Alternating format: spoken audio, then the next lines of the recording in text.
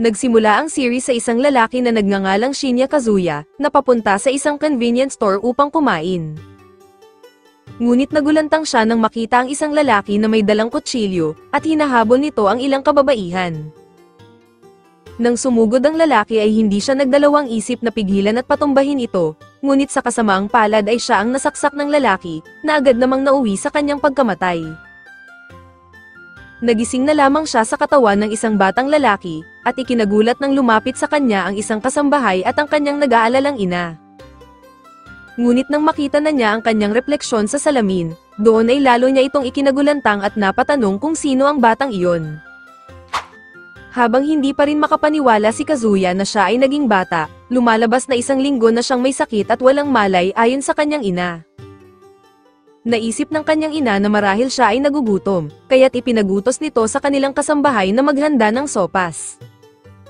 Pag-alis ng dalawa ay muli siyang tumingin sa salamin at naalala ang huling nangyari sa kanya, kaya't bigla niyang naisip na marahil siya ay na-reincarnate sa ibang mundo. Gayunpaman, masaya siyang nagmasid sa bago niyang mundo at tinignan kung kasama pa rin ba niya si Junjun. Ngunit biglang dumating ang kanilang kasambahay na si Sylvia, at agad siya nitong hinubaran dahil inakala nito na siya ay nakaihi sa salawal, habang napasigaw na lamang siya sa hiya. Matapos siyang pakainin ni Sylvia, sinagot nito ang kanyang mga tanong tungkol sa kanyang sarili, kung saan nalaman niya na siya ay isang 3 taong gulang na batang lalaki na nagngangalang Cain von Silford. Habang ang kanyang ina ay nagngangalang Sarah, at ang kanyang nakakatandang kapatid naman ay si Rain, siya rin ang 2 anak na lalaki ng high-rankang noble na nagngangalang Garm, na may sariling hukbong sandatahan na nagpoprotekta sa kaharian ng Esfert. Nang malaman rin niya mula kay Sylvia, na siya ay nasa isang mundo kung saan may mga adventurer na gumagamit ng espada at mahika upang lumaban sa mga halimaw, siya ay labis na na-excite at nais na agad matutong gumamit ng mahika. Ngunit sinabi sa kanya ni Sylvia na kailangan niya munang matutong magsulat, na agad naman niyang sinimulan dahil gusto niya ang bagong mundong kanyang kinaroroonan. Ngunit nabigla ang kanyang pamilya na matuklasan na marunong na siyang magbasa, sumulat at magbilang, kaya't inakala nila na siya ay henyo, subalit hindi niya lang masabi na siya ay isang high school student na na-reincarnate sa katawan ng kanilang anak. Gayunpaman, suportado siya ng kanyang ama at pinayagan siyang magbasa ng mga aklat tungkol sa mahika at kasaysayan, ngunit pinayuhan siya ng kanyang ina na mag-aral muna dahil masyado pa siyang bata upang matutunan ito. Ngunit sa totoo lang ay natutunan na niyang gumamit ng mahika, subalit nahihirapan pa siyang kontrolin ito, habang kailangan naman niyang itago ito sa lahat. Araw-araw din siyang tinuruan ng kanyang ate tungkol sa 300 taong kasaysayan ng kanilang kaharian, pati na rin ang tungkol sa iba't ibang lahi sa mundo. Pagkalipas ng 2 taon, dumating na ang araw upang binyagan si Cain at sumakay sila ng karwahe patungo sa lugar ng seremonya. Habang masaya si Cain dahil nakalabas na rin siya ng kanilang palasyo, excited din siya na makita ang itsura ng kanyang status magic matapos ang ritual. Kaya ipinasilip sa kanya ni Rain kung ano ang itsura ng isang status magic, kung saan natuklasan niya na marunong palang gumamit ang kanyang ate ng 3 uri ng elemental magic, na paliwanag naman ng kanyang ina na pinagkalooban si Rain ng level 2 blessing mula sa Diyos ng Mahika. Habang ang blessing ay nakaapekto sa paggamit ng mahika at kasanayan ng isang tao, ito naman ay ibinibigay ng isa sa 7 pangunahing Diyos na sinasamba ng kanilang kaharian, na maaaring mapagkalooban ng isang tao hanggang level 5 blessing.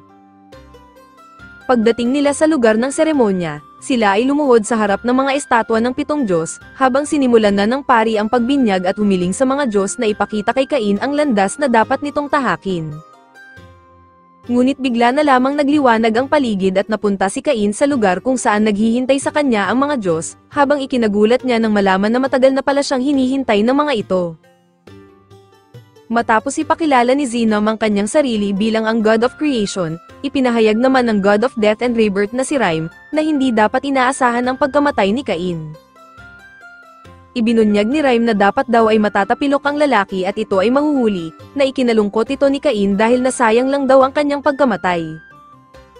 Gayunpaman, naantig daw ang Diyos ng daigdig sa kanyang kabutihang loob, kaya't nag-request ito na siya ay muling isilang sa ibang mundo upang makabawi man lang. Ngunit habang nagpapasalamat si Cain dahil sa pangalawang pagkakataon na ibinigay sa kanya, doon ay nagustuhan siya ng mga Diyos at binigyan siya ng blessing ni Xenom, pati na rin ang Diyos ng Mahika. Sumunod na rin ang Diyos ng digmaan na nagbigay sa kanya ng kasanayan sa espada at martial arts, habang ang Diyos ng teknolohiya ay nagbigay rin ng basbas at hinimok na gamitin ang kanyang kaalaman mula sa nakaraang buhay para mapaunlad ang mundong ito. Ipinagkaloob naman ng Diyos ng kalakalan ang mga kakayahang judgment at item box sa kanya, habang ang Diyos ng daigdig ay nagbigay sa kanya ng isang natatanging kakayahan. Matapos ipagkaloob ng mga Diyos ang kanilang mga blessings kay Cain ay ibinalik na siya ng tumatawang Zenom sa realidad, at nagulat ang pari dahil ito daw ang unang pagkakataon na nagliwanag ng husto ang estatwa ng mga Diyos. Nang maisip ng kanyang ama na marahil tumanggap ng maraming basbas si Cain at nais makita ang kanyang status window, naisip ni Cain na maaari itong magdulot ng problema sa kanyang pamilya, kaya't nagkunwari siyang sumakit ang tiyan at agad na tumakbo palayo. Habang nagtatago si Cain, laking gulat niya nang makita na lahat ng kanyang kakayahan at blessing ay level 10, kung saan ang akala niya ay hanggang level 5 lang ang pinakamataas. Hindi niya rin maintindihan kung bakit ang mga ito sa kanya ibinigay ng mga Diyos, habang problema niya patuloy ito ngayon kung paano itatago sa kanyang pamilya. Ngunit napagtanto niya na binigyan pala siya ni Zenom ng kakayahang itago ang kanyang status, na mabilis naman niyang ginawa upang itago. Matapos magkunwaring pumunta sa banyo, ipinagdiwang na nila ang ikalimang kaarawan ni Cain, habang muling hiniling ng kanyang ama na ipakita na sa kanila ang kanyang status window. At dahil confident na si Cain na naitago niya ito ng maayos, ipinakita na niya ang kanyang status sa lahat. Ngunit laking gulat ng kanyang pamilya sa mga numero na kanilang nakita, dahil ang inaakalang naitago ni Cain na level 10 blessings mula sa lahat ng Diyos ay bumungad pa rin sa kanilang harapan. Habang sinasabi ng kanyang ama na mas malakas pa ang kanyang magic sa kahit sinong mage sa palasyo, mahigpit nitong binalaan ng lahat lalo na si Cain na huwag ipapakita o ipagsasabi ang kanyang status kahit kanino man, dahil maaari siyang ituring na banta sa kaharian. Pagbalik ni Cain sa kanyang silid, nakita niya ang isang aklat tungkol sa summon ng magic, kaya't lumabas siya upang subukang tumawag ng isang cute na nilalang.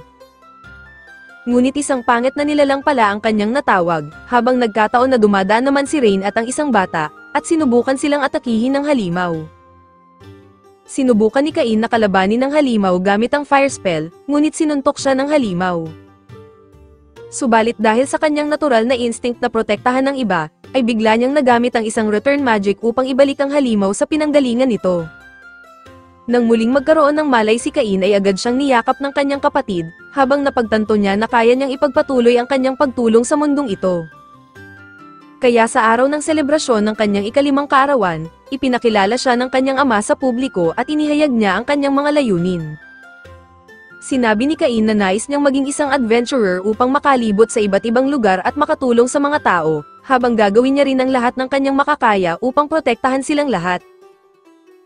Sa sumunod na araw, sinabihan si Cain ng kanyang ama na kailangan pa niyang mag-aral ng husto upang maabot ang kanyang mga layunin, kaya naghanap ito ng mga tagapagturo para tumulong sa kanya. Nang dumating ang mga tagapagturo sa palasyo, ipinakilala ng kinakabahan na si Millie ang kanyang sarili, habang ang isa naman ay isang elf na si Nina.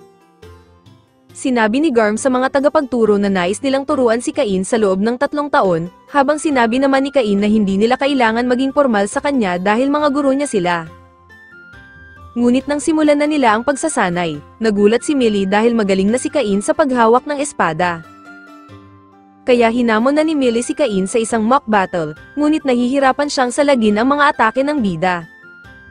Doon inamin ni Cain na nakakuha siya ng basbas mula sa Diyos ng digmaan, habang sumuko na si Millie at iminungkahi na kay Nina naman siya magpaturo ng mahika.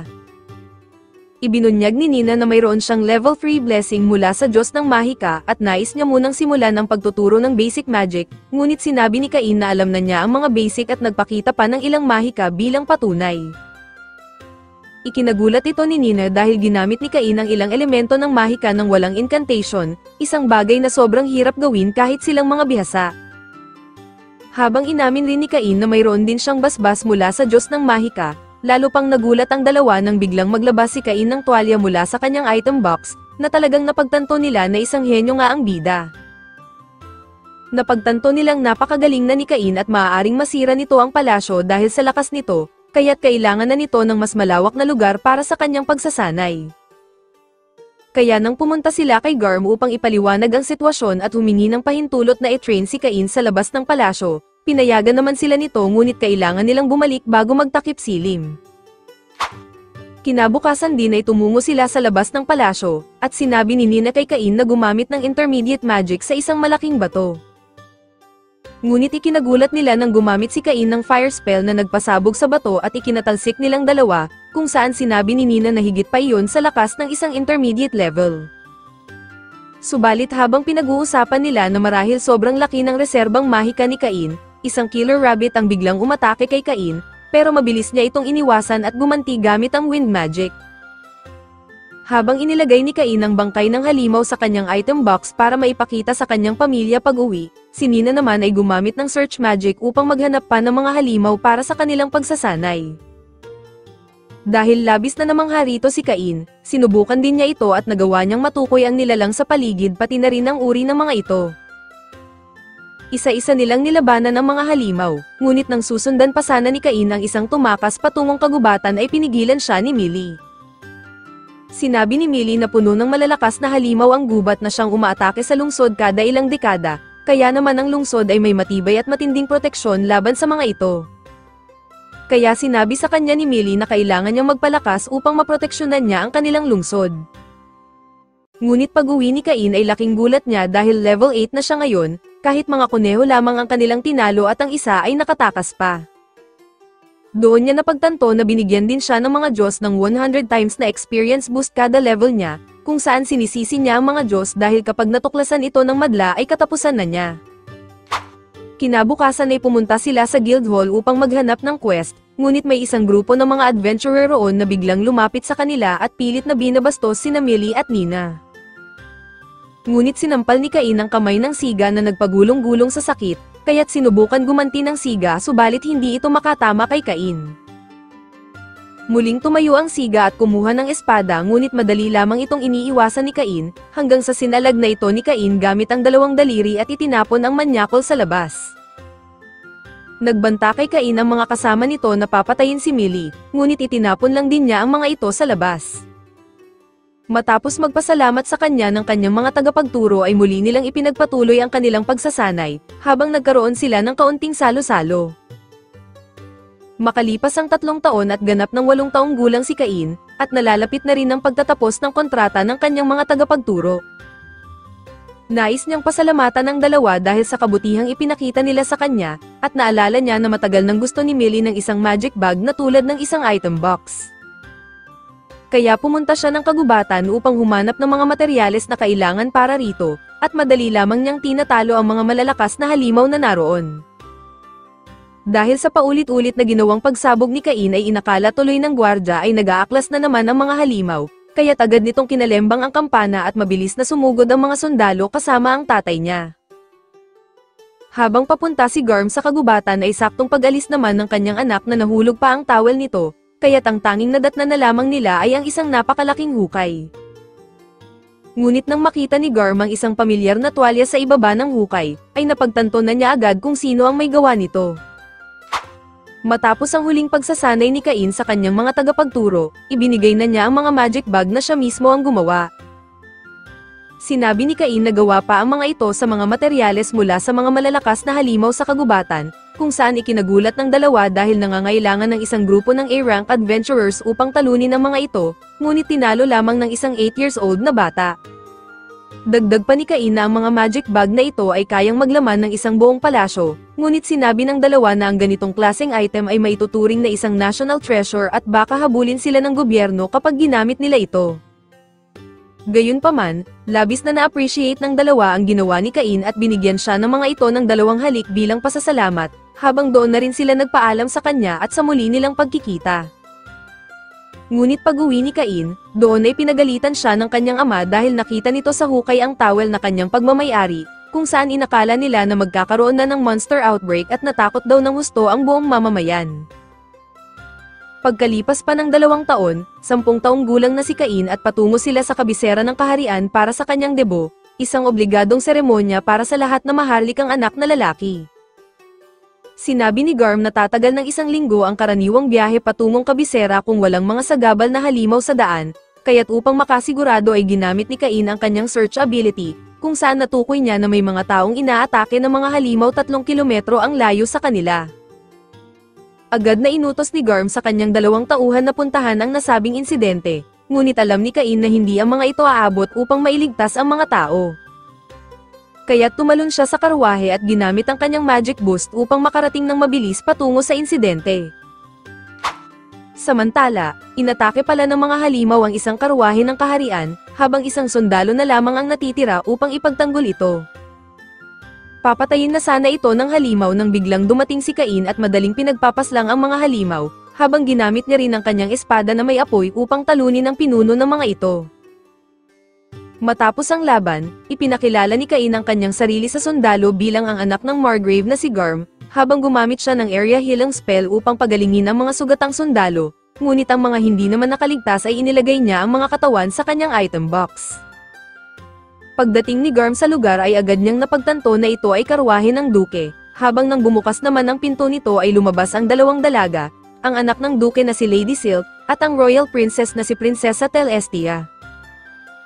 Matapos ipakilala ni Cain ang kanyang sarili sa dalawa ay nagpasalamat ang mga ito sa kanya, ngunit biglang nahilo ang prinsesa dahil sa sobrang stress kanina. Gumamit ng mahika si Cain upang pakalmahin ang 2 dalaga, kung saan nagawa niyang pag-aanin ang pakiramdam at mga puso ng mga ito. Dahil doon ay tila nabingwit niya ang puso ng prinsesa, habang si Lady Silk naman ay inamin na napakagaling niyang lumaban kanina, at doon ay sinimulan siyang paggagawa ng mga ito. Habang lumalabas na parehong lugar lamang ang kanilang pupuntahan, sapilitang isinakay ng mga ito si Cain sa karwahe at iniwan ng amang hindi makapaniwala. Sa loob ng karwahe ay pinagitnaan siya ng 2 dalaga, na kahit paglipat ng upuan ay hindi siya pinapayagan ng mga ito, kaya't wala na siyang nagawa kundi manatili sa kanyang pwesto. Dumating sila sa isang bayan upang doon muna magpalipas ng gabi, ngunit ayaw pa ring pakawalan si Cain ng 2 dalaga at nais siyang makasama sa pagtulog. To the rescue naman ng kanyang ama at sinabi na hindi tama para sa mga lalaki at babae ang magbahagi ng silid lalo na't sila ay wala pa sa 8 taong gulang, ngunit sinabi ng mga dalaga na na-traumatized daw sila sa huling pag-atake ng mga halimaw, at gusto nilang si Cain ang poprotekta sa kanila. Doon ay pumayag na lamang si Cain basta't malaki daw ang kwarto, ngunit pagdating nila sa silid ay magkakalapit ang mga kama. Nais pa ng mga dalaga na sa gitna si Cain pamwesto at inilapit pa ng mga ito ng husto ang mga kama, habang unti-unti ang mga itong lumapit sa kanya, dahilan upang siya ay kabahan at hindi makatulog ng maayos. Dahil ilang gabi na naging ganito ang kanilang siste ay parang naging zombie si Cain dahil sa walang tulog, kaya't nang makarating sila sa kabisera, ay sobrang saya ng loko. Doon ay sinalubong sila ng pangalawang kapitan na si Daim, kung saan ito ay taos-pusong nagpapasalamat kay Cain sa pagsagip sa mga dalaga at sa kanyang mga tauhan. Matapos yun ay inilabas ni Cain mula sa kanyang item box ang mga labi ng mga nasawing gwardya, upang kilalanin ang kanilang kabayanihan sa ginawa nilang pagprotekta sa mga dalaga. Ngunit bago umalis si Cain ay sinabi sa kanya ng kapitan na kailangan niyang humarap sa hari, na kanya namang ginawa at siya ay nagbigay galang sa hari ng buong kaharian. Sinabi ng hari sa lahat ng taong naroon, na niligtas ni Cain ang mga dalaga at ang mga sundalo ng kaharian mula sa 50 na halimaw, kaya't kinikilala niya ito bilang isang kabayanihan at ginagawaran niya si Cain ng titulong baron at isang sariling mansyon. Ngunit habang hindi makapaniwala ang mga tao, isang maharlikang nagngangalang Corgino ang tumutol rito, na sinasabing masyado pang bata si Cain para maging baron at magkaroon ng sariling mansyon. Subalit sinabi rito ng hari na kahit siya ay hindi kayang gawin ang mga ginawa ni Cain at wala siyang karapatan na kwestiyonin ang kanyang desisyon, kung saan hindi na nakapagsalita ang manong at umalis na lang ng paatras. Bagamat may pag-aatubili ay tinanggap na lamang ni Cain ang titulo, habang sinabi sa kanya ng hari na kailangan nilang mag-usap sa isang silid. Sa isang silid ay personal na nagpasalamat ang hari kay Cain pati na rin ang ama ni Silk na si Eric, habang ipinaliwanag rin ng hari na kaya niya binigyan ng titulong baron si Cain, ay dahil isa itong talentado at malakas na bata, na hindi maaaring pabayaan ng kaharian ang isang katulad nitong malaki ang potensyal. Ipinahayag din ng hari pati ng duke ang kagustuhan nilang ipakasal ang kanilang mga anak kay Cain, na labis ikinatuwa ng 2 dalaga. Ipinaliwanag ng mga ito na dahil natulog na sa parehong kwarto si Cain at ang kanilang mga anak, sila daw ay mga magkasintahan na at ipapakasal pagdating nila sa 8 taong gulang.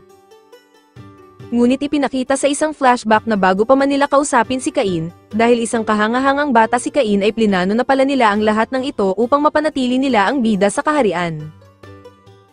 Kaya habang patuloy siyang pinipilit ng mga ito at wala naman magawa ang kanyang ama, pumayag na rin siyang pakasalan ang dalawang dalaga. Kinalaunan ay pumunta si Cain sa simbahan ng kabisera upang muling makausap ang mga Diyos tungkol sa kanyang tumataas na stats, kung saan inamin nga ni Zenom na sobra na itong mataas at marahil siya na ang pinakamalakas na tao sa mundo, habang tinanong siya nito kung nais ba niyang maging isang demigod. Gayunpaman, pinaalalahanan siya ni Zenom na may hangganan pa rin ang kanyang mga kakayahan, habang iminungkahi na gamitin niya ang kanyang kaalaman mula sa dating buhay upang magdala ng mga bagong ideya at libangan sa mundong ito, na isang bagay na sinang-ayunan ni Cain. Habang nasa kalye ng kabisera, napansin ni Cain ang isang matagal nang hindi nakikita na kaibigan na nagngangalang Parma, ang batang niligtas niya noon mula sa pangit na halimaw. Sinabi ni Parma na nagsasanay siya ngayon sa tindahan ng kanyang Uncle Tamanis, kung saan naisipan ni Cain na bisitahin ang tindahan nito. Sinabi ni Cain kay Tamanis na mayroon siyang bagay na nais ipagawa rito na maaari nitong ibenta, kung saan iginuhit at ipinaliwanag niya ang detalye. Nagustuhan ni Tamanis ang konsepto at inisip na posible itong gawin sa abot kayang halaga, kaya't nagbigay si Cain ng gintong barya upang paunang puhunan sa proyekto. Makalipas ang ilang sandali, ipinakita na ni Tamanis ang finished sample ng produkto, kung saan nagustuhan ni Cain ang kinalabasan nito. Ipinakita ni Cain sa dalawa kung paano ito laruin, kung saan na-excite si Tamanis rito at naniniwala siyang tatangkilikin ito ng masa. Iminungkahi ni Cain na gumawa rin sila ng ibang bersyon para sa mga mayayaman, dahil sigurado siyang gugustuhin ng mga ito ang mas magarbong uri nito. Dahil doon ay nais ni Cain na gumawa na sila ng marami nito at nagbigay pa siya ng mas malaking pondo para dito, kung saan nangako naman si Tamanis na pagbubutihan niya ang paggawa. At para naman walang sino mang maaaring gumawa ng kaparehong produkto sa loob ng 3 taon, dinala nila ang sample sa altar upang ihandog ito sa Diyos ng Kalakalan. Kaya nang nanumpa sila sa Diyos ng Kalakalan, nawala ang sample bilang senyales na tinanggap ito ng Diyos at ang kanilang kasunduan. Para sa huling bili naman ni Cain, iminungkahi niya na simulan na nila ang pagbebenta ng produkto sa susunod na buwan, habang hiniling niya kay Tamanis na maghanda rin ng isang engranding bersyon nito para sa pamilya naman ng hari. Nang dumating na ang araw ng seremonya ng debo, pinaalalahanan si Cain ng kanyang ama na dahil lihim pa ang kanilang mga kasunduan sa pag-aasawa, ay kailangang magpanggap ni Cain na ngayon pa lamang niya unang makikilala sina Silk at Telestia. Pagdating nila sa venue, nakita ni Cain si Corgino kasama ang anak nitong lalaki, at medyo masama ang tingin sa kanya. Muli naman siyang ipinakilala ng kanyang ama sa anak ng duke bilang kanilang usapan, kung saan todo arte naman ang dalawa na kunwari ngayon lang nagkakilala, habang may pagpuri pa kay Silk ang loko. Maya-maya pa ay dumating na rin ang pamilya ng hari at nagbigay ito ng maikling talumpati tungkol sa mga susunod na henerasyon. Lumapit ang pamilya ni Cain sa pamilya ng hari upang magbigay pugay, habang medyo binola pa ni Cain ang anak nito, na todo kinilig naman ng prinsesa. Ipinakita rin ni Cain ang larong ginawa nila ni Tamanis, kung saan naging interesado rito ang hari at nais siyang makausap pagkatapos ng seremonya. Matapos nilang makipag-usap sa hari, iniwan muna siya ng kanyang mga magulang upang makihalubilo sa ibang mga bata, kung saan doon na sumingit si Silk at inaya siya nitong umupo. Ngunit pag-upo nila ay agad na namang nagpakita sa kanya ng interes si Silk at sinimulan siya nitong landiin, subalit biglang dumating si Habit kasama ang tropang pangit, at ito ang anak ni Corgino. Habang umaasa itong makakatanggap ng magandang pagbati mula kay Silk, tinignan ito ng masama ni Silk, habang simpleng bati lamang ang ibinigay niya sa asungot. Isa sa mga kaibigan ni Habit ang humiling na magpakita rin si Cain ng paggalang kay Habit dahil isa itong maharlika, kung saan magalang namang nagpakilala si Cain bilang isang baron. Dahil doon ay inakala ng mga ito na anak lamang si Cain ng isang baron, kaya't sinimulan siyang maliitin ni Habit at iniisip na galing lamang siya sa mahirap na pamilya dahil hindi man lang niya binanggit ang kanyang apelyido.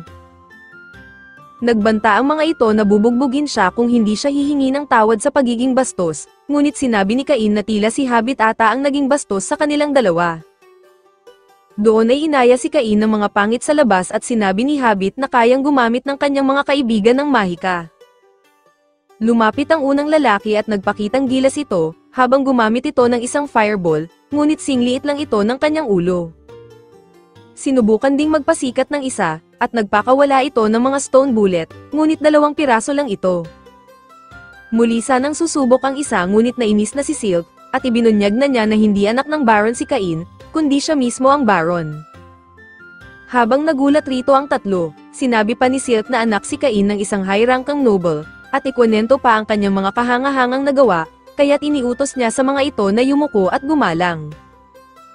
Pinatawad naman sila ni Cain habang umalis din ang mga ito ng paatras parang si Corgino.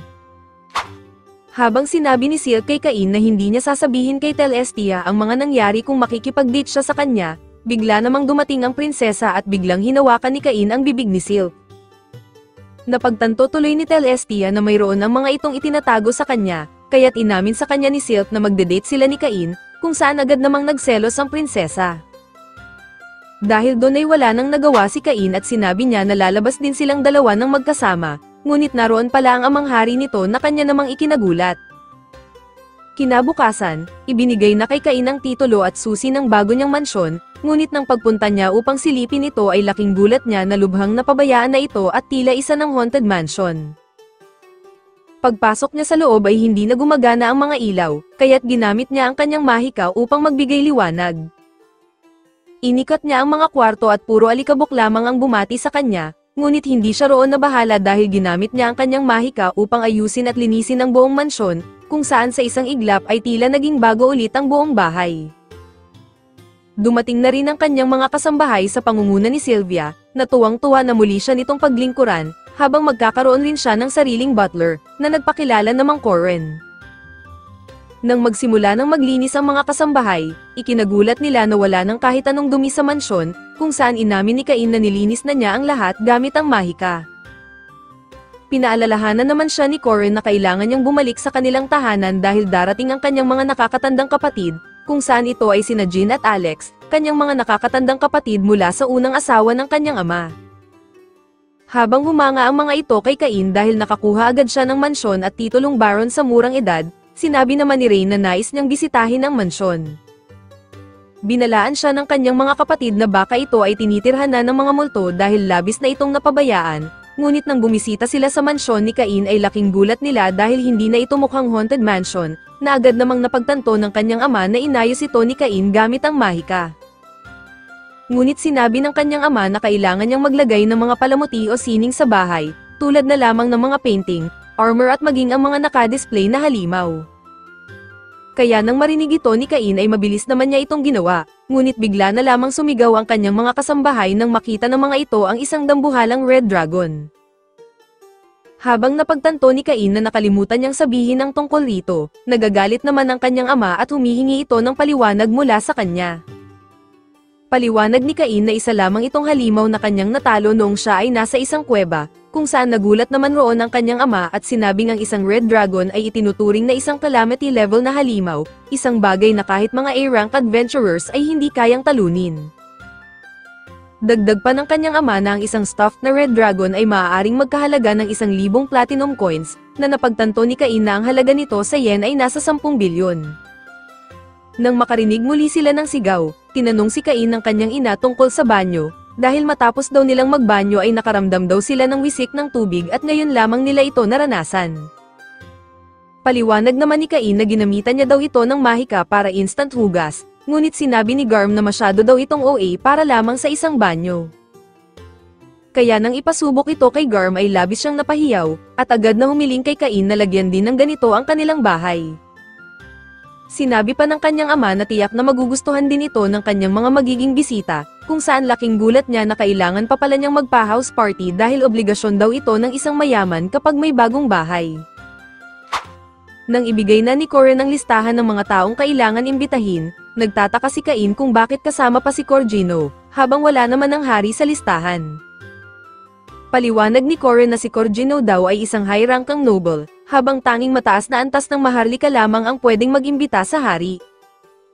Gayunpaman, natataranta pa rin si Cain kung anong regalo ang ibibigay niya para sa mga bisita, buti na lamang ay may naisip na ideya si Sylvia, at iyon ay gumawa ng mga matataas na kalidad na baso gamit ang mahika ni Cain.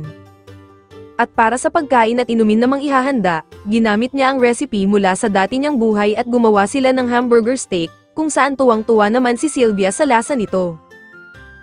Natuwa rin si Sylvia nang matikman ng inumin dahil sa mga bula nito, kung saan paliwanag ni Cain na ginamitan niya ng mahika ang ordinaryong alak para lagyan ng mga bula. Kinabukasan, nagtatampo kay Cain ang hari dahil nakatanggap daw ng imbitasyon si Eric at ang kanyang alalay, tapos siya daw na naturingang hari at kanyang magiging ama ay hindi man lang nakatanggap ng imbitasyon mula sa kanya. Agad namang nagpalusot si Cain at sinabing gusto lamang niyang personal na iabot ang imbitasyon sa hari, kung saan tuwang-tuwa naman ang hari at ipinagyayabang pa. Nang dumating ang gabi ng party, masiglang tinanggap ni Cain ang lahat ng kanyang panauhin. Dumating na rin ang duke at kasama ang anak nitong si Silk, nakapwa sila namangha sa Red Dragon na nakadisplay sa hallway. Matapos magpasalamat ni Cain sa lahat ng dumalo sa kanyang party, lahat sila ay namangha sa inihanda niyang inumin, kung saan pakiramdam ng mga ito ay may pumuputok sa kanilang mga bibig. Ikinagulat naman ng lahat nang biglang dumating ang pamilya ng hari, kung saan agad na napansin ng hari ang sparkle wine, na talaga namang pati siya ay hindi ito na-resist. Nang tikman naman niya ang burger steak, pinuri niya ito bilang malasa at malambot, habang may pa-surprise pa daw itong keso sa loob. Bigla naman dumating ang reyna dahil sa kakaibang naramdaman daw nito sa inidoro, kung saan nang subukan rin ito ng hari ay napahiyaw ito sa kilig. Paglabas ng hari ay pinuri nito si Cain sa kanyang husay sa pagtanggap ng mga bisita, habang nakatanggap siya ng isang magarbong palakpakan mula sa mga maharlika. Ngunit sa gitna ng kasiyahan, biglang dumating ang mayabang na si Corgino at tinawag na maliit ang bahay ni Cain, ngunit agad itong nagulat nang makita ang Red Dragon sa hallway. Habang hindi nagustuhan ng ibang bisita ang asta na pinapakita ni Corgino, pinainom siya ng sparkle wine na kanyang ikinagulat, ngunit nagkunwari siyang hindi niya ito nagustuhan. Tinikman niya rin ang burger steak at sinabing pangit daw ang lasa, ngunit hindi naman niya mapigilan na kumain at kumuha pa ng maraming sauce. Nakaisip ng plano si Cain upang patigilin na ang kayabangan ni Corgino, kung saan inalok niya muna ito ng baso bilang regalo, ngunit gusto nitong kunin ang lahat ng baso pati na rin ang lahat ng alak. Humingi ng paumanhin si Cain rito at sinabing para sa lahat ang regalo, ngunit wag daw itong mag-alala dahil mayroon siyang mas malaking regalo. Na-excite rito si Corgino, ngunit lumalabas na ang regalo pala ay walang iba kundi ang mismong hari, na labis na ikinagulat ni Corgino. Dahil hindi alam ni Corgino na naroon pala ang hari, pinagalitan ito ng hari at sinabing hindi katanggap-tanggap ang asal nito, lalo na't isa itong mataas na maharlika na dapat ay nagbibigay ng magandang halimbawa. Labis na napahiya si Corgino at muli itong umalis ng paatras. Sinabi ni Silk kay Cain na ang galing daw ng kanyang setup, ngunit narinig ito ng hari na ginamit pala siya ni Cain para sa plano, kaya't pinagalitan siya nito ng ilang oras. Kinabukasan, bumisita si Cain sa barracks upang ihatid ang mga materyales mula sa mga halimaw na kanyang napatay. Doon niya nakasalubong si Vice Captain Daim, na agad siyang dinala sa isang bodega ngunit napansin ni Cain na hindi sapat ang laki ng silid, na napatanong ang kapitan kung gaano ba ito kalaki. Nang mabanggit ni Cain na isa lamang itong Earth Dragon ay mas lalong nagulat si Daim, dahil ang ganoong halimaw daw ay nangangailangan ng buong grupo ng A-rank adventurers para lang matalo. Ngunit nang paglabas nila sa bakuran, hindi lang isa kundi maraming A-rank monster pa ang inilabas ni Cain mula sa kanyang item box, na mas lalo pang ikinagulat ng kapitan. Doon nagtaka si Daim kung isa bang hero o alagad ng mga Diyos si Cain, ngunit agad na sinabi ni Cain na isa lamang siyang ordinaryong bata. Ngunit nang susubukan na niyang umalis ay pinigilan siya ni Daim, dahil hiniling nito na tulungan niya itong i-train ng mga kawal at ipakikilala din daw siya nito sa kanilang commander. Ipinakilala siya nito sa mga kawal bilang ang bayani na tumalo sa 30 halimaw para iligtas ang mga prinsesa, habang maya-maya din daw ay darating na rin ang kanilang commander. Nang simulan na ni Daim ang mock battle, isa sa mga kawal ang nag-aalinlangan dahil isang bata lamang daw ang bida, kaya siya ang pinauna ni Daim upang malaman niya. Pinagbigyan ng kawal si Cain na ito ang unang umatake, ngunit gamit ang boost magic ay sa isang iglap ay mabilis lamang siyang tinalo ng bida. Kaya sinabi ni Daim na harapin na lamang ni Cain ang lahat ng kanyang kawal ng sabay-sabay, ngunit biglang natigil ang laban sa pagdating ng kanilang commander na si Tifana, na nagtataka kung bakit nila inaapi ang isang bata. Subalit nang ipinaliwanag ni Daim na si Cain ang hero na tumalo sa 30 halimaw, biglang nagbago ang ekspresyon ni commander at hinamon si Cain sa isang duelo. Habang nagrereklamo si Cain dahil kahoy lamang daw ang kanyang espada, sinabi naman ng ibang kawal na walang laban rito si Cain dahil si Tifana ay may titulong Master Swordsman. Agad na gumamit ng boost magic si Tifana at sumugod kay Cain, ngunit kahit kahoy lamang ang gamit na espada ni Cain ay natatapatan niya ang atake ni Commander. Kaya nang mas pinataas pa ni Cain ang kanyang bilis, ay doon na niya nahigitan si Tifana at natalo niya ito. Dahil doon ay naging emosyonal si Tifana at bigla na lamang idineklara na pakakasalan niya si Cain, na kung saan ay ikinagulat ito ng lahat lalo na si Cain, na 10 taong gulang pa lamang at may 2 nang ang fiancé.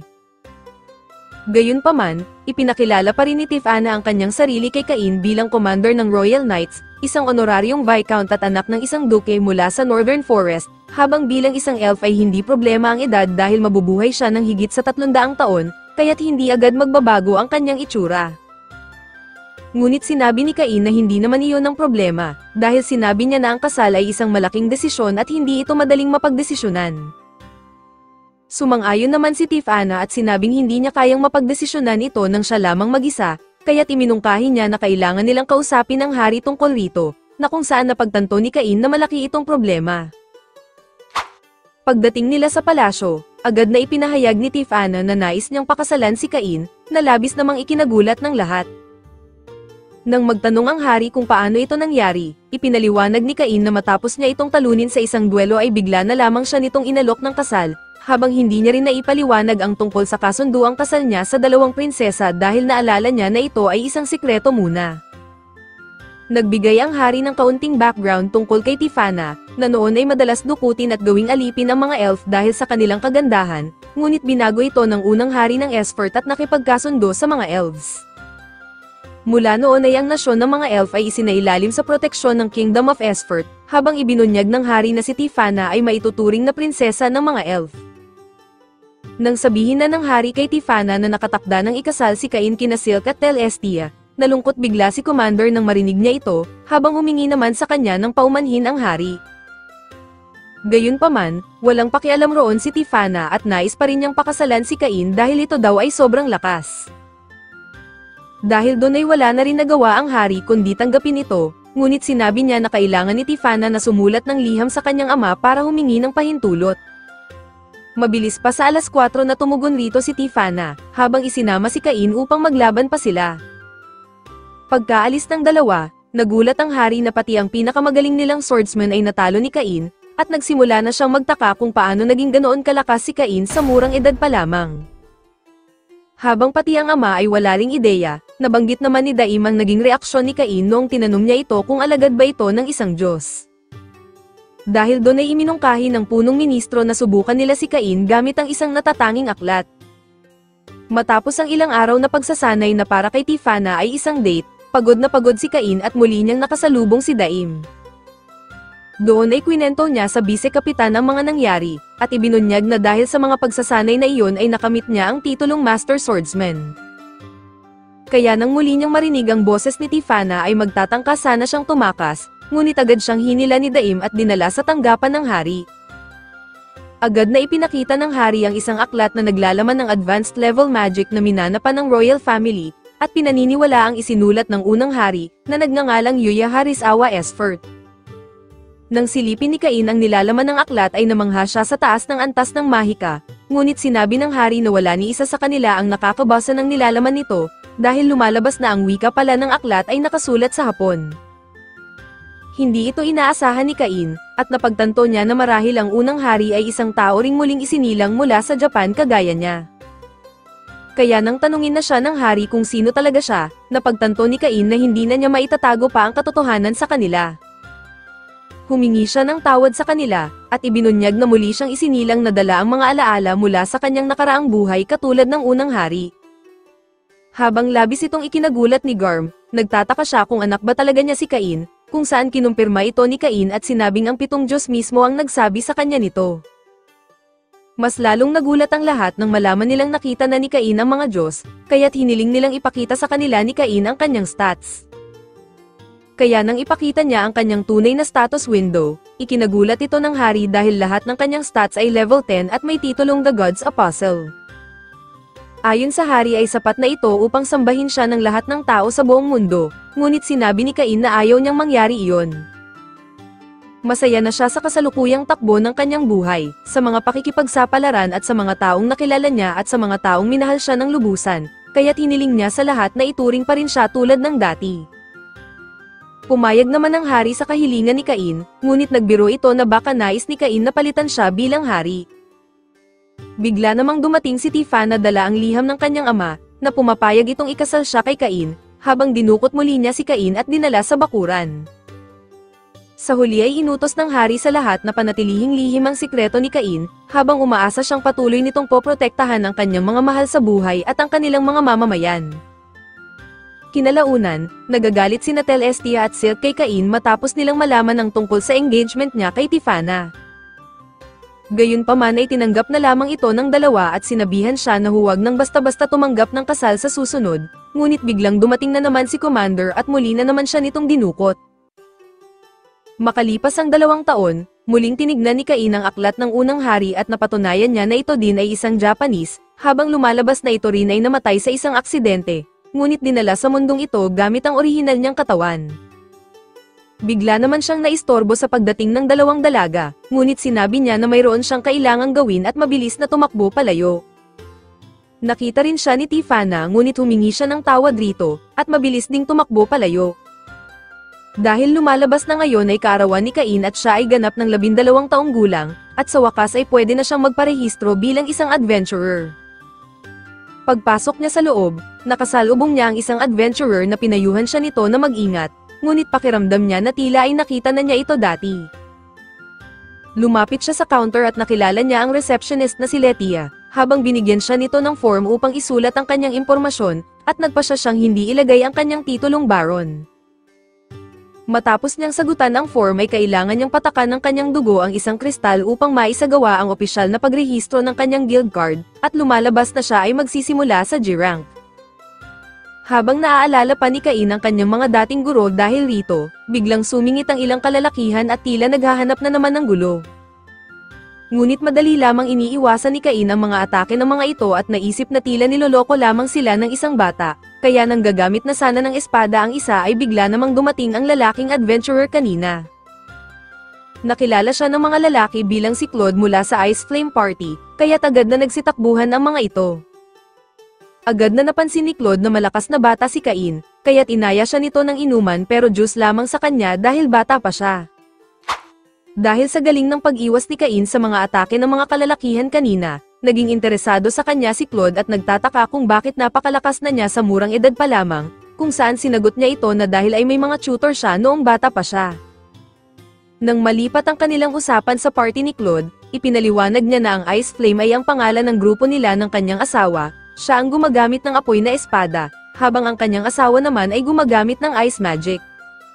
Iminungkahi ni Claude na maghanap rin si Cain ng sarili niyang party para sa mas mabilis na pag-angat niya ng rango, habang ipinakita niya ang kanyang gold card bilang senyales na siya ay A-rank adventurer. Humanga rito si Cain, ngunit sinabi ni Claude na wala pa rin ito kung ikukumpara sa triple S rank ng unang hari. Bigla siyang nabatukan sa pagdating ng kanyang asawang si Lina, dahil nakita na naman siya nitong umiinom habang nagpakilala naman rito si Cain.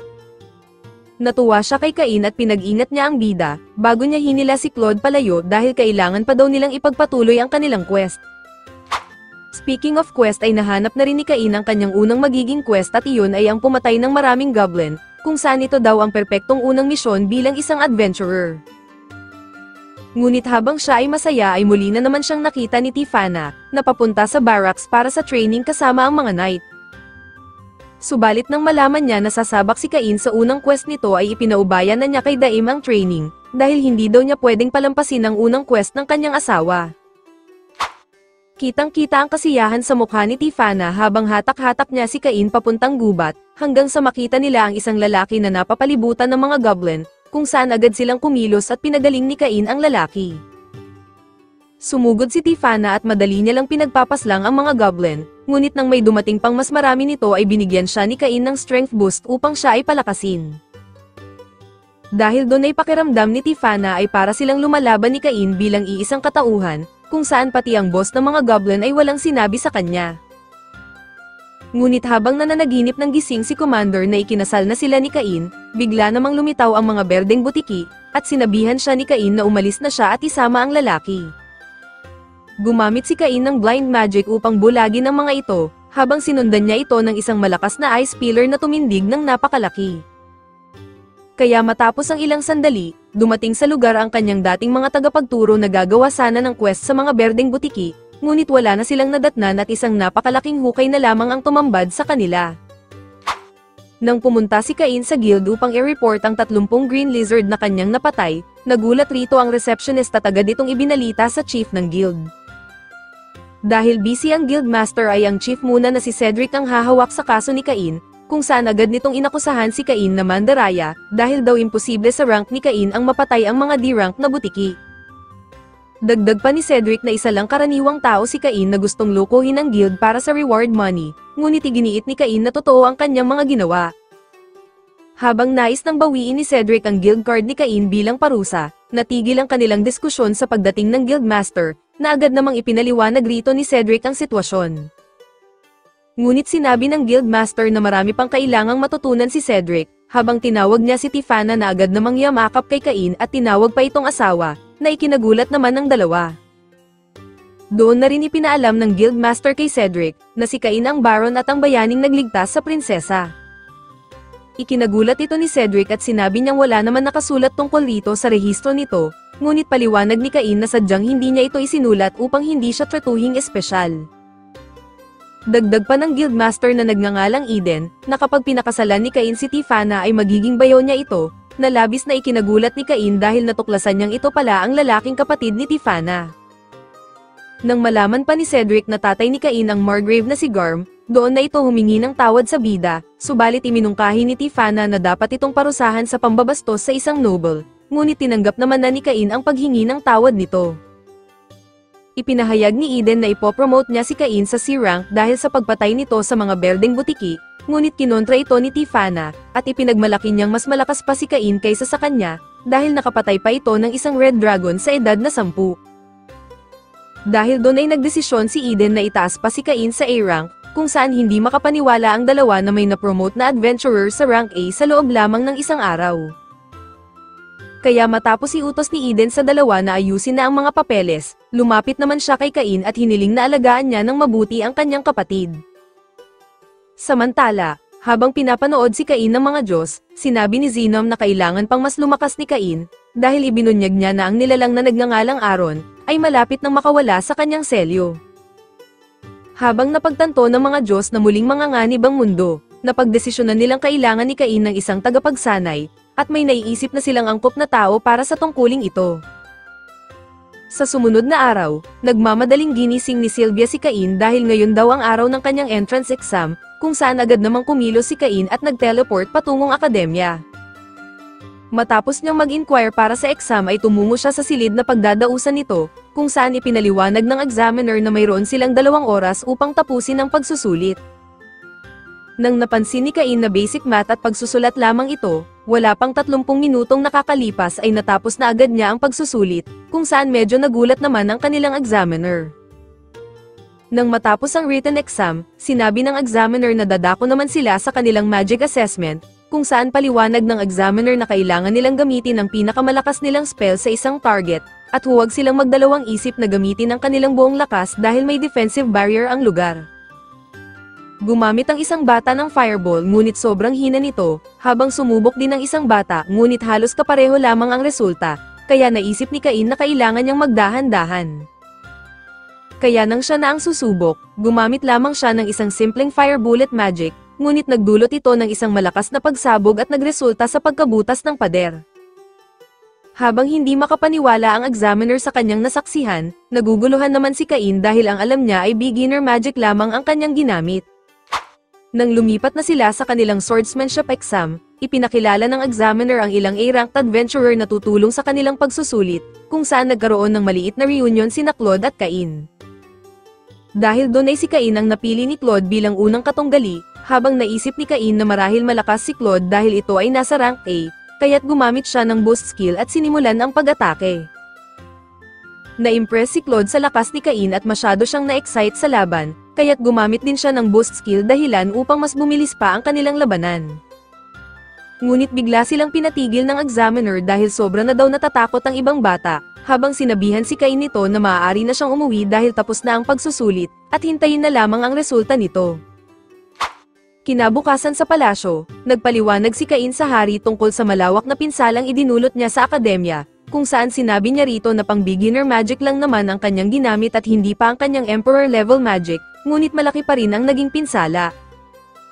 Dahil doon ay tinanong siya ng hari kung saan siya kumuha ng exam dahil hindi daw siya nakita ni Celestia at Silk, na sumagot naman si Cain na sa south entrance siya ng academy kumuha ng pagsusulit.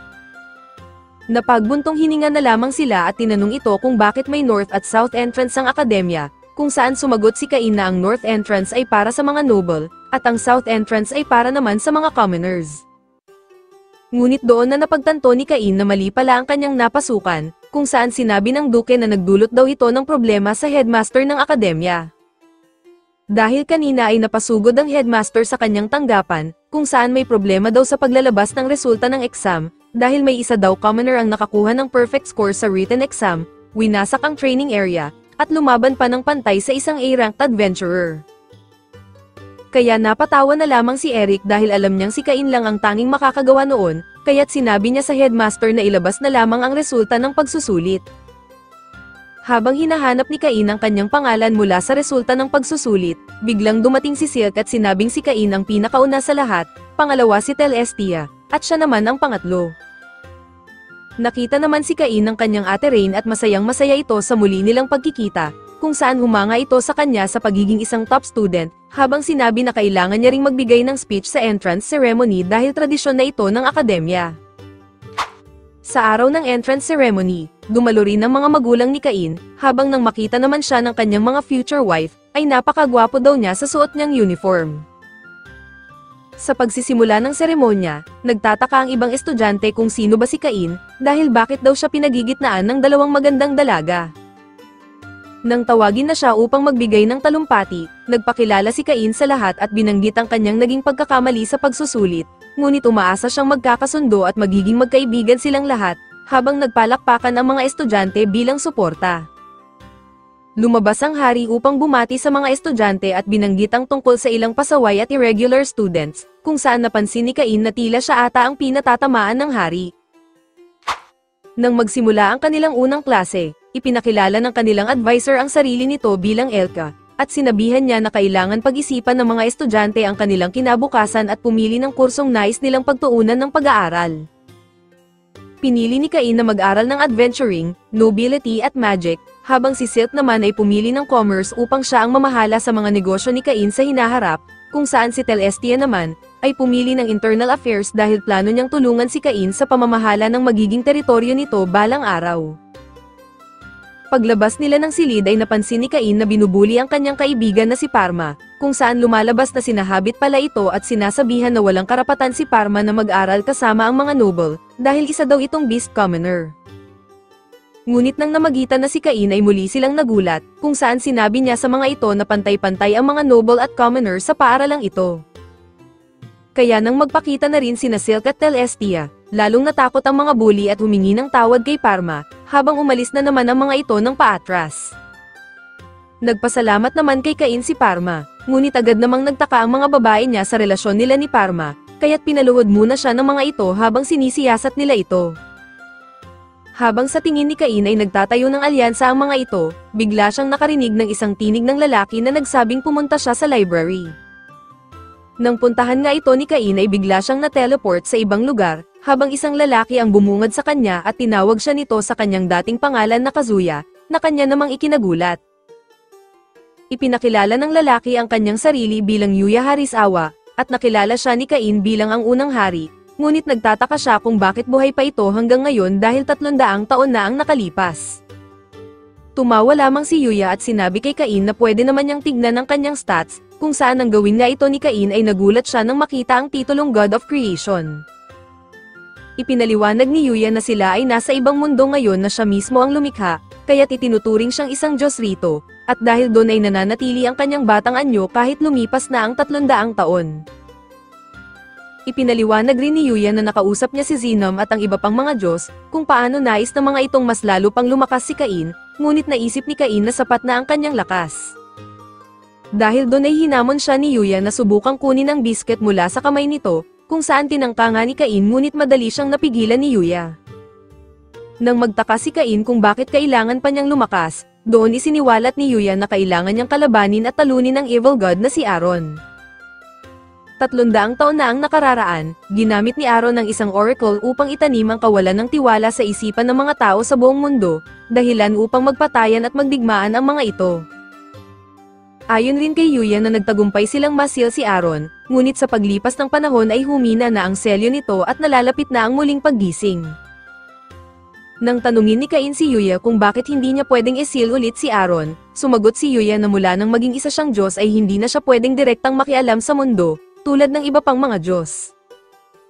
Ngunit nang banggitin ni Yuya na mahalaga rin ang magiging role ng nakaraang buhay ni Cain, bigla silang na-teleport sa dagat at inihagis sa kanya ang isang espada. Sinabi ni Yuya na sasabihin niya ang dahilan kapag natapos na ni Cain ang kanyang pagsasanay, habang binigyan niya ito ng isang compass na magsisilbing gabay pabalik kung saan sila nagkita. Dagdag pa ni Yuya na kailangan magpa-level ni Cain hanggang 600 upang magkaroon siya ng laban kay Aaron, ngunit sinabi ni Cain na aabutin siya ng matagal dahil nasa level 300 pa lang siya at nag-aalala siya sa kanyang pag-aaral, pero sinabi ni Yuya na ang isang taon sa mundong ito ay katumbas lamang ng isang araw sa kabilang mundo. Hiniling ni Yuya ang tagumpay ni Cain at saka biglang naglaho, habang napagtanto ni Cain na wala na siyang ibang pagpipilian, kaya't nagsimula siyang kumilos at agad na sinalakay ang iba't ibang mapanganib na halimaw. Samantala, ipinakita naman na dumalaw sina Celestia at Silk sa mansyon ni Cain dahil hindi ito bumalik sa paaralan, kung saan pati si Sylvia ay nag-aalala rin dahil hindi pa rin ito umuwi. Ngunit may tiwala si Celestia na okay lamang si Cain, at nagpasya siyang manatili sa mansyon upang hintayin ang kanyang pagbabalik. Makalipas ang ilang buwan na pakikipagbuno sa mga halimaw sa kagubatan, makikita na ang kapaguran kay Cain, ngunit bigla siyang nakarinig ng iyak at nagkusa namang kumilos ang kanyang katawan upang hanapin ito. Natagpuan niya ang isang sugatang cute na halimaw, kung saan naisipan niyang tapusin na lamang ang paghihirap nito.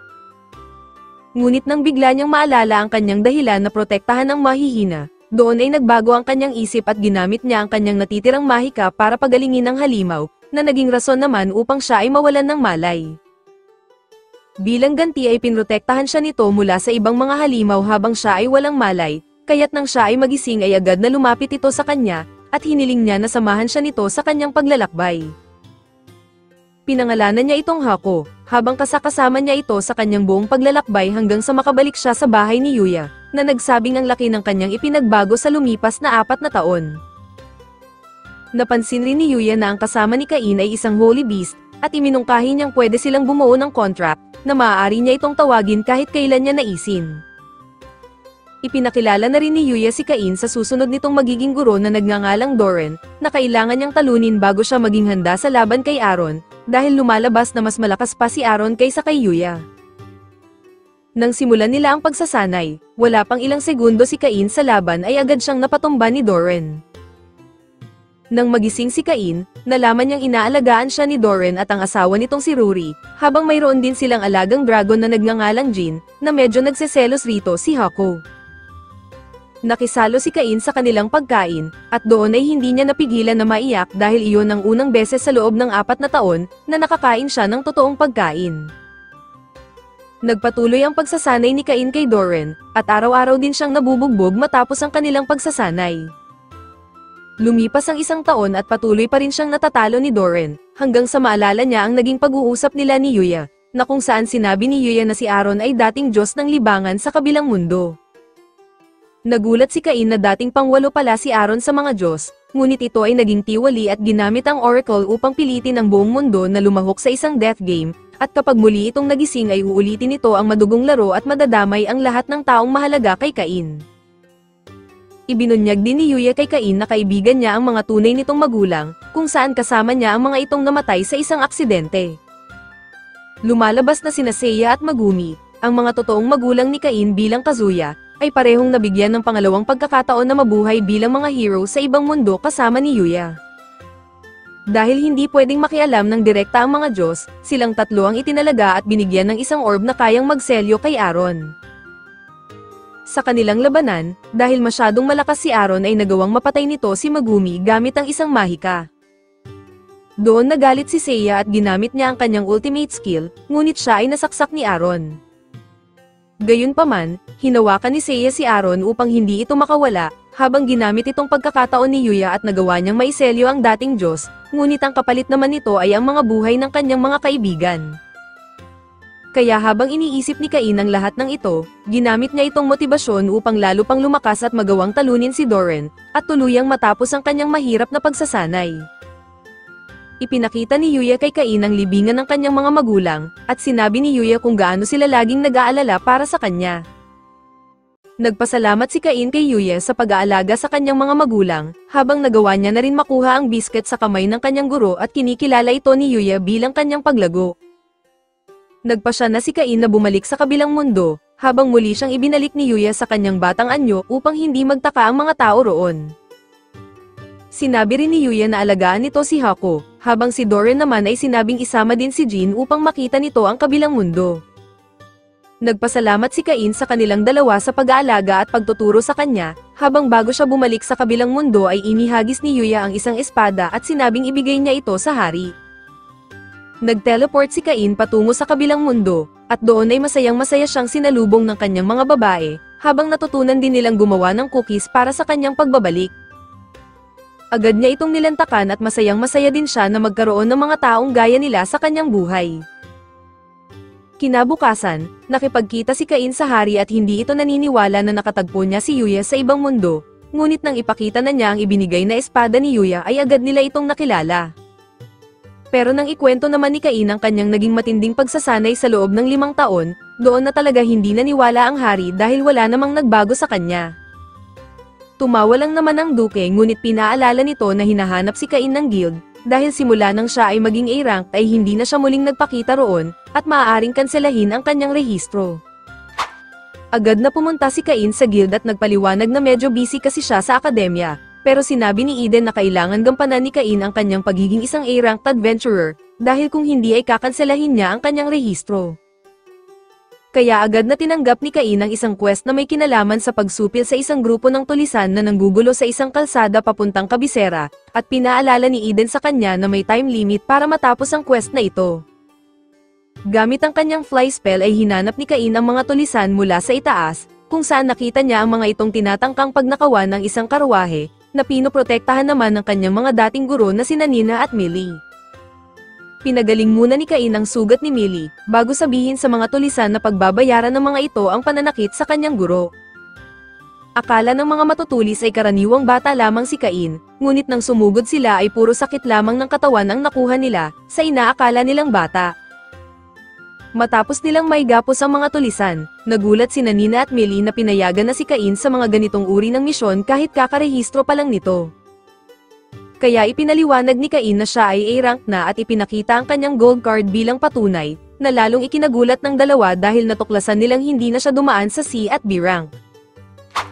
Nagulat ang mga tao nang dalhin ni Cain ang mga tulisan sa bayan upang ikulong ang mga ito, habang hinatid naman nila ang kliyente sa lugar nito na lumalabas na ama pala ni Parma. Nang makita ni Parma ang mga tulisan, nasabi niya na marahil busy na si Cain sa pagiging isang baron nito, kung saan nagulat naman ang dalawa nang marinig ang tungkol sa mga naging promosyon ni Cain, at naisip kung dapat ba silang maging mas formal sa kanya. Ngunit nang sabihin ni Cain na ituturing pa rin niya silang mga guro at pwede pa rin nila siyang tawagin sa kanyang pangalan, ay niyakap siya ni Millie sa saya. Pagdating nila sa guild upang isumite ang ginawa nilang quest, napansin ni Cain na ilang kalalakihan na naman ang nanggugulo sa kanyang mga guro, na tila pamilyar sa kanya. Agad na pumagitna si Cain at agad din naman siyang nakilala ng mga ito dahil sa nangyari nakaraan, habang dumating naman sina Claude at Lina, saka tumakbo ang mga lalaki. Napansin ni Claude na kasama pala ni Cain si Millie, na lumalabas na nakakabatang kapatid niya pala ito, at dahil nagkita-kita muli sila ay nagaya siya ng inuman ngunit batok na naman ang inabot niya sa kanyang asawa. Natuloy pa rin naman ang inuman, kung saan nagulat si Claude nang malaman na nasa rank A na agad si Cain kahit kakarehistro lamang nito kamakailan, ngunit nang mabanggit naman ni Nina na ito rin ay isang baron, ay sabay na nagulat ang mag-asawa. Ipinakita rin ni Millie at Nina ang mga magic bag na gawa ni Cain para sa kanila, kung saan nagtanong agad si Lina kung gaano karami ang pwedeng ilagay rito. Sinabi ni Millie na hindi niya alam dahil hindi pa niya ito napupuno, ngunit sinabi ni Nina na kaya daw nitong maglaman ng isang mansyon, sabi ni Cain. Dahil doon ay nainggit si Lina at kinulit niya si Cain hanggang sa mapapayag niyang gawan din siya ng bag, ngunit habang siya ay nagpapasalamat ay bigla siyang nakatulog dahil sa sobrang kalasingan. Sa sandaling iyon, bigla namang naalala ni Cain na isang linggo na pala siyang hindi pumapasok sa paaralan, kaya kailangan na niyang siguraduhin na makakapasok na siya ngayon. Habang nagtataka si Claude kung bakit pa siya nag-aaral gayong isa na siyang baron, sumagot si Cain na marami pa kasi siyang kailangang matutunan, sabay mabilis na tumakbo palayo. Dumating naman ang problemadong si Letia dahil na-injured daw ang adventurer na dapat magtuturo sa akademya, at naghahanap sila ngayon ng pwedeng maging kapalit nito. Napaisip naman tungkol rito si Claude, at sinabi kay Letia na interesado siya tungkol rito. Kinabukasan sa akademya, dumalo si Cain sa klase ng mahika kung saan magsasanay sila ng kanilang mga spell. Ngunit tinawag si Cain ng kanyang guro at sinabihan na magiging observant lamang siya ngayon at hindi maaaring gumamit ng kahit anong attacking spell, dahil noong huling ginawa niya ito ay nasira niya ang barrier ng akademya. Habang hindi makapaniwala si Cain ay pinapanood naman siya ng kanyang mga kaibigan, kung saan naisipan nilang gumawa ng plano upang tulungan siya. Sa kanilang adventuring class, ipinakilala ng kanilang guro ang pansamantalang mga magtuturo sa kanila dahil daw na-injured ang dapat nilang mga instruktor, na agad namang nakilala sina Claude at Lina bilang mga A-ranked adventurer. Sinimulan ni Claude ang kanilang plano sa pagsasabing ilabas ng lahat ang kanilang guild cards, kung saan makikitang puro bronze card pa lamang ang lahat ng estudyante. Lumapit si Claude kay Cain at hiniling niyang ipakita nito ang kanyang gold card, ngunit iniisip ni Cain na hindi ito magandang ideya dahil baka lalo siya ma-outcast sa klase, kaya nagkunwari na lamang siyang nakalimutan niya ito. Bumalik si Claude sa tatlo at sinabing kailangan nilang gamitin ang huling plano, kung saan lumipat ang buong klase sa labas upang sila ay magsanay. Isa-isang sinanay ni Claude ang mga estudyante at sobrang excited na si Cain na sumunod, ngunit patuloy lamang na nilalabanan ni Claude ang iba at pilit siyang iniiwasan. Habang pakiramdam tuloy ni Cain ay nai-ignore siya, lumalabas na parte pala ito ng plano ng apat, dahil nais muna nilang talunin ni Claude ang lahat ng estudyante, at kapag si Cain na ang lalaban at matalo nito si Claude, mas mapapahanga nito ang lahat at ituturing siyang bayani ng buong klase. Kaya nang matalo na lahat ni Claude ang lahat ng estudyante at silang dalawa na ang maglalaban, sumugod na sila sa isa't isa ngunit bigla namang tumunog ang kampana, senyales na tapos na ang kanilang klase. Nagpasalamat ang mga estudyante sa training, ngunit si Cain ay sobrang nadismaya dahil hindi siya nabigyan ng pagkakataong lumaban, habang si Claude ay pasipol-sipol lang. Kaya kinagabihan, ay nagwala si Cain sa kagubatan habang iniisip ang ginawa ni Claude, at lahat ng kanyang makasalubong ay tigok. Naglabas pa siya ng mga apoy na naging sanhi ng napakalakas na pagsabog, kung saan inakala tuloy ng gwardya ay inaatake na sila ng prinsipe ng kasamaan, kaya mabilis na namang nagmadali ang kanyang ama upang imbestigahan ito. Matapos naman mailabas ni Cain ang kanyang galit, agad siyang nag-teleport ngunit naiwan na naman ang kanyang towel. Kaya nang pagdating ng kanyang ama sa pinangyarihan ng insidente ay nakita na naman nito ang kanyang towel, at dahil doon ay sermon na naman ang inabot niya mula rito pag-uwi. Sa isang malayong kuweba, isang kapiraso ng selyo ni Aaron ang kinuha ng isang goblin habang nilamon ito ng isang dragon, ngunit bigla itong napasailalim sa kontrol ni Aaron, kung saan napagtanto niyang humihina na ang selyong pumipigil sa kanya. Kinabukasan sa akademya, pag-aaralan naman ng klase ni Cain ang tungkol sa summon ng magic, kung saan ipinakilala ng guro ang kanilang pangunahing instruktor na si Grat. Ipinaliwanag ni Grat na may dalawang uri ng summon ng magic, una ang pagtawag ng halimaw gamit ang isang magic circle, pangalawa ay ang pagbuo ng contract sa isang halimaw, ngunit para sa klase nila ngayon ay ang ika-unang paraan ang kanilang gagawin. Isa-isa nang nag-summon ng mga nilalang ang mga estudyante, habang ang isa naman ay nagawang makatawag ng dambuhalang halimaw ngunit agad din naman itong naglaho, kung saan paliwanag ni Grat na kulang pa ang magic power ng estudyante. Nang si Cain na ang susubok, ibinuhos ni Cain ang lahat ng kanyang magic sa summon ng circle, dahilan para mag-alala si Grat sa sobrang dami nito.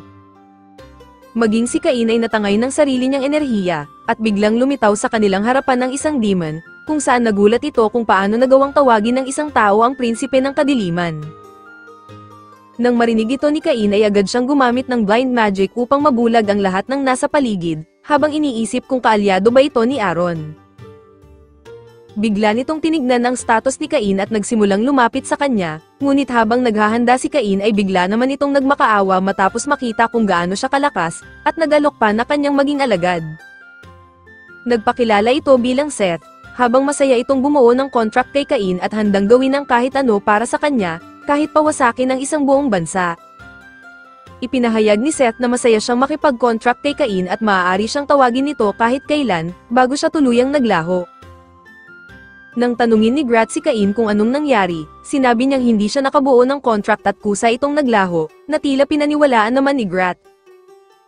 Ngunit biglang ipinatawag si Cain sa palasyo dahil palihim palang iniulat ni Grat ang buong insidente sa hari, kung saan napilitan siyang umamin na naisummon niya ang prinsipe ng kadiliman at nakagawa ng contract rito. Sobra itong ikinagulat ng tatlo dahil kung sakali daw magwala ang demonyo, ay kaya nitong wasakin ang buong kabisera sa isang iglap lang. Dahil doon ay nagtaka si Grat kung gaano kalaki ang magic na taglay ni Cain upang matawag nito ang prinsipe ng kadiliman, kung saan sumagot ang hari na marahil lumaki lalo ito matapos ang naging pagsasanay nito mula sa unang hari. Binalaan si Grat ng hari na huwag nitong sasabihin kahit kanino ang tungkol rito, bago niya iutos kay Cain na ipakita ang status window nito.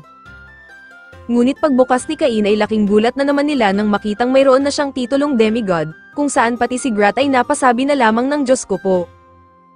Habang nababahala ang hari na may kakayahan na ngayon si Cain na wasakin ang buong mundo, agad namang sinabi ni Cain na wala siyang balak na gawin iyon, at hiniling niyang ituring pa rin siya na parang dati. Dahil doon ay nagpa siya ang hari na i-promote si Cain bilang isang viscount at bigyan ng isang buong bayan, at kung magtagumpay siya na pamahalaan ito ay iaanunsyo na rin ng hari sa publiko ang magiging kasal niya kay Silk at Celestia. Pagkatapos ng kanyang promosyon, binati si Cain ni Sylvia at nais sanang magdiwang, ngunit biglang dumating si Colin na may dalang balita mula sa kapatid ni Cain, na may kaguluhan raw sa kagubatan ng Gracia. Kaya agad na bumalik si Cain sa Gracia at tumungo sa tahanan ng kanyang mga magulang, kung saan doon ay nalaman niya mula sa kanyang kapatid na si Jean, na dumarami ang mababangis na halimaw sa kagubatan at may posibilidad na muling maganap ang isang onslaught, tulad ng nangyari dekada na ang nakalipas. Bagamat nagpadala na sila ng mga adventurers upang tignan ito, hindi sila makapagpadala ng mga knight at mga sundalo dahil wala pa silang matibay na ebidensya. Dahil doon ay nagpa siya si Cain na siya na mismo ang mag-iimbestiga sa kagubatan, na agad namang tinutulan ng kanyang kapatid, ngunit nang ipakita niya ang kanyang gold card bilang patunay ng kanyang kakayahan, ay wala nang nagawa ang kanyang kuya at ito ay nagpasalamat sa kanya. Nagpunta si Cain sa Adventurers Guild upang alamin ang sitwasyon sa kagubatan, kung saan ipinaliwanag sa kanya roon ng receptionist na si Rudy, na unti-unti nang nagiging mas mabangis ang mga halimaw at posibleng may banta ng isang onslaught. Bigla naman dumating roon sina Nina at Millie, kung saan paliwanag ng dalawa na naroon sila dahil naglabas ang guild ng panawagan para sa mga high-rank adventurer upang tumulong, habang plano nilang makipagkita kina Claude at Lina para solid ang kanilang grupo. Habang plano ni Cain na imbestigahan ang kagubatan, sinabi ni Rudy na masyado itong delikado para sa isang noble at isang tao lamang, ngunit sinabi ni Cain na sapat na ang kanyang lakas at mayroon na rin siyang makakasama. Tinawag ni Cain sina Hako at Jean upang samahan siya sa kanyang pag-iimbestiga, ngunit agad siyang nakaramdam ng kakaibang presensya na tila may nanonood sa kanila.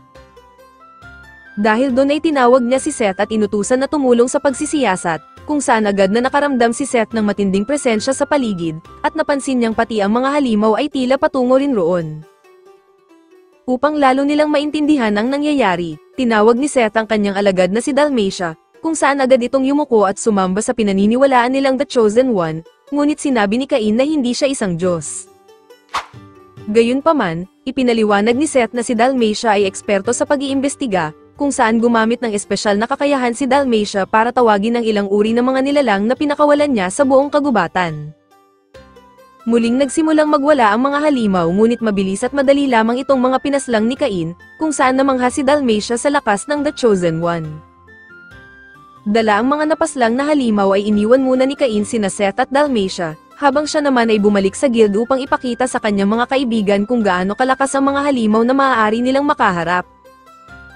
Natuklasan ni Dalmatia na may isang nilalang na tila nananakot sa kanila at nagbabala na huwag na silang lumapit, ngunit inisip ni Seth na isa itong hamon.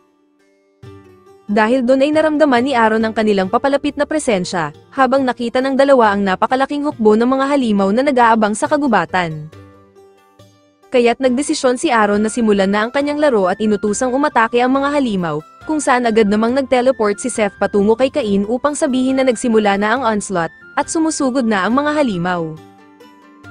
Matapos sabihan ni Cain ang kanyang mga kaibigan na protektahan ang bayan, umalis na silang dalawa ni Seth ngunit biglang dumating si Tiffana at siya ay niyakap.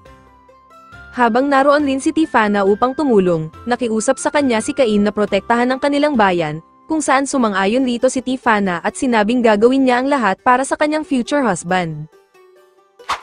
Kaya habang nagsimula ng paslangin ni Dalmatia ang ibang halimaw, dumating na rin roon sina Cain at agad na ring tinusta ang iba pang halimaw.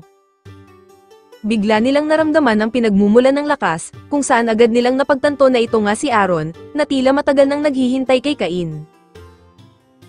Sinabi ni Seth kay Cain na mauna na ito habang siya naman ang bahala sa mga halimaw, kung saan sinabi rin niya na huwag itong mag-alala dahil tatawagin niya ang kanyang mga alagad upang tumulong. Samantala, habang naramdaman ni Nina ang paglapit ng napakaraming halimaw, si Tiffana naman ang nag-oorganisa ng kanilang depensa. Dahil doon ay naisipan ni Millie na pumasok na rin sa kagubatan upang tulungan si Cain, kung saan sumang-ayon na rin ang kanyang mga kasama at sama-sama silang pumunta sa kagubatan. Tinawag ni Seth ang kanyang 4 Heavenly Kings upang tumulong sa laban, at nagtaka ang mga ito kung ano ang nangyayari.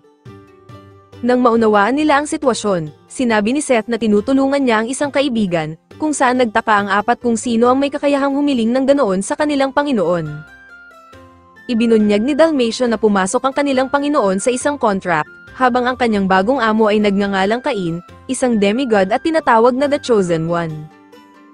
Habang hindi makapaniwala ang mga alagad, inutos na ni Seth na kailangan na nilang magsimula, kung saan sabay-sabay silang lahat na sumugod. Samantala, habang makikitang sinusubukan ding bawasan ni Cain ang napakaraming halimaw, isang atake ang bumulaga sa kanya, buti na lamang ay nagawa niya itong salagin. Doon ay biglang lumitaw sa kanyang harapan ng isang itim na dragon, at agad niya itong nakilala bilang si Aaron. Bagamat dismayado si Aaron na hindi siya muling nabuhay sa kanyang buong lakas, ipagpapatuloy pa rin niya ang kanyang plano, sa pamamagitan ng pagpapadala ng maraming halimaw. Nakiusap si Cain na itigil na ito ni Aaron, ngunit tinawag ito ng Diyos ng Libangan na isang laro, at nais niyang makita ang mga tao na lamunin ng mga halimaw. Nang makarating na ang mga kaibigan ni Cain sa kagubatan, nasaksihan nila si Seth kasama ang 4 nitong mga alagad na nakikipaglaban sa mga halimaw. Doon ay hindi na rin sila nagpahuli at sumugod na rin upang bawasan ang mga halimaw, ngunit dahil sa tuloy-tuloy lamang ang pagdating ng mga ito ay unti-unti na silang napapagod at natatalo. Isang malaking halimaw ang biglang umatake kay Claude, ngunit habang hindi makatulong si Millie ay bigla naman itong natalo sa pagdating ni Tiffana, kasama ang kanyang mga kabalyero upang tumulong. Samantala, napansin ni Aaron ang mga mata ni Cain at inakala niyang kahawig ito ng mga mata ng mga taong nagselyo sa kanya noon, kung saan napagtanto ni Cain na ang tinutukoy ni Aaron ay ang kanyang mga magulang. Muling umatake si Aaron ngunit naiwasan ito ni Cain at gumanti gamit ang kanyang spell na Inferno, pero sinabi ni Aaron na hindi uobra sa kanya ang ganoong kahinang atake. Muli siyang inatake ni Aaron at sinimulan siya nitong habulin, kaya't ipinatawag niya sina Haku at Jin, at nagawa nilang pabagsakin si Aaron. Gayunpaman, nagawang makaganti ni Aaron at tinamaan nito si Haku, habang tinoon nito ang kanyang atake kay Haku, ngunit tumalon si Jin upang protektahan ang kanyang kaibigan. Agad na prinotektahan ni Cain ang kanyang mga kaibigan, ngunit patuloy lamang si Aaron sa pag-atake sa kanila. Ngunit nang kumuha si Cain ng lakas mula sa mga taong nais niyang protektahan, nagawa niyang hawiin ang atake ni Aaron at ma-activate ang ultimate skill ng kanyang ama, na tila pamilyar naman kay Aaron. Pinakawalan ni Cain ang kanyang atake at nilabanan naman ito ni Aaron, habang lumikha ito ng malakas na sinag ng liwanag na nakita kahit mula sa malayo. Doon ay ibinuhos na ni Cain ang lahat ng kanyang lakas ngunit pinigilan na siya ni Haku at Jin, habang dumating na rin sina Seth at Dalmatia. Habang nagtataka si Cain dahil mayroon pa daw siyang kalaban, sinabi ng dalawa na sobra na ang kanyang ginawa dahil wala na daw natira kay Aaron. Sinabi nila na kanina pa daw tapos ang laban dahil kanina pang bumalik ang mga halimaw sa kagubatan, habang nagtagumpay silang lahat na protektahan ng buong bayan. Bagamat nailigtas ni Cain ang Esfert, pinagalitan na naman siya ng hari tungkol sa malakas na liwanag na nakita sa buong kaharian, dahil muntik na daw maniwala ang mga tao na dumating na ang mga Diyos mula sa langit. Nang ipaliwanag ni Cain na nakalaban kasi niya ang Demon Lord at kailangan niyang gumamit ng malakas na magic, hindi makapaniwala rito ang hari at tila napapagod na sa mga kakaibang nagagawa ni Cain. Gayunpaman, tinupad pa rin ng hari ang kanyang sinabi at ginanap ang isang seremonya para kay Cain, kung saan siya ay formal na itinaas bilang isang Viscount at ipinagkatiwala ang nasasakupan ng bayan ng Dorintol. Ngunit matapos ang seremonya, ibinunyag ni Tifana na problema ang Dorintol bilang isang teritoryo dahil lahat ng maharlikang namuno roon ay nabigong kontrolin ito, sa kadahilan ng sobrang makapangyarihan ang kanilang Adventurers Guild. Ngunit sinabi ni Cain sa lahat na magiging ayos lang ito, dahil sobra siyang na-e-excite sa ideya na bumuo ng isang panibagong bayan. Pagpunta ni Cain sa Dorintol, agad na nagulat ang isang gwardiya sa hari tungkol sa mga pinaggagawa roon ni Cain, kung saan tila muling nakalikha na naman ito ng kaguluhan. Dahil pagpunta daw roon ni Cain sa Adventurers Guild ay agad nitong tinuruan ng leksyon ang mga matitigas ang ulo roon, habang hindi rin nakaligtas ang mga siga at nanggugulo sa tavern. Hindi rin daw nakaligtas kay Cain ang Dark Guild na tinatawag, dahil itinumba din ni Cain ang mga kurakot at salot sa bayan. Ngunit ang mas ikinagulantang ng hari ay ang paggawa ni Cain ng isang kastilyo na mas malaki pa sa kastilyo ng kaharian, kung saan medyo lumagpas na naman si Cain sa kanyang limitasyon at siguradong mapapagalitan na naman siya ng hari. At dito na nagtatapos ang ating recap sa anime series. Like and share naman dyan. Maraming salamat sa palaging panonood.